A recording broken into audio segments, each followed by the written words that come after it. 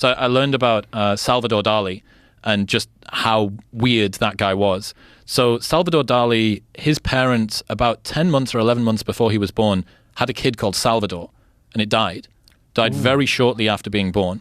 And they very quickly got pregnant again and called the new son Salvador. And they were adamant that he was a reincarnation of the baby that had died. Oh, boy. I mean, that's where you've started, okay? Right. That's where you began.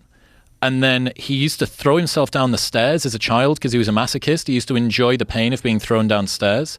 He once got locked in a deep-sea diving suit while he was giving a talk, and he had to be wrenched out of it mid-talk because he was suffocating. Do you know about what he did with his wife? Have you got... No, Right. I don't know anything about Salvador He's Dali. fucking Other amazing, than his man. mustache. Yes, serious facial hair. So he fell in love. He was married, and he fell in love with another woman who was also married. And he was adamant that she was his muse, that she was almost divine, heavenly. And she left her husband, he left his wife. He immediately bought her... I've finished that coffee. Sorry, mate. Oh, no worries. That's it. Ta-da. Let's get more coffee. Nah, we're good, man. Some water. He was adamant that she was his muse.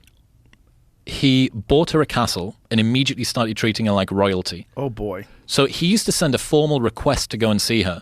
His wife, in the castle that he bought her, he used to treat her like royalty, and she would have to accept it like by royal decree or something. My point being that Salvador Dali was an incredibly odd human. And as brilliant as he was, Michelangelo didn't do Dali. Right. Da Vinci didn't do Dali. If Salvador Dali had been anything short of his truest self, the world would have been fundamentally less. That work would not have come out. Had he have tried to be his version of Leonardo da Vinci or his version of Michelangelo, the world would have been robbed of Dali's work. Yeah. So you are this very unique combination of genetics and experience and past traumas and social norms and your funny lisp and the fact that you one foot's slightly bigger than the other, all of that combined together gives you the opportunity to have a very unique offering to the world. Yes. And it is incredibly difficult to compete with someone who's being themselves. How am I going to be a better Joe Rogan than Joe Rogan is? The best that I can hope for is being the second best Joe Rogan in the world, if I decide to do that. So if you decide to lean into the thing that only you can do, that is where your competitive advantage lies. And that doesn't mean that you can't progress forward. That doesn't mean that you can't enhance yourself and develop new skills.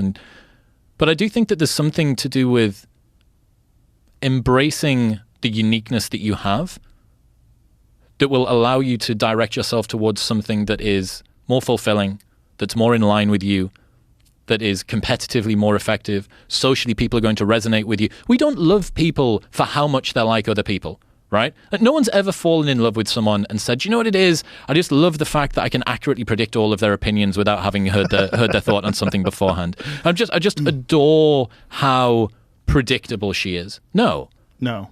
It's because of how unique they are. Yeah. The same thing goes for competitiveness in a job market. Like, we want people who have unique skills that cannot be matched by anybody else. And then if you think, well, I want 7.8 billion people on the planet all being the very best version of themselves.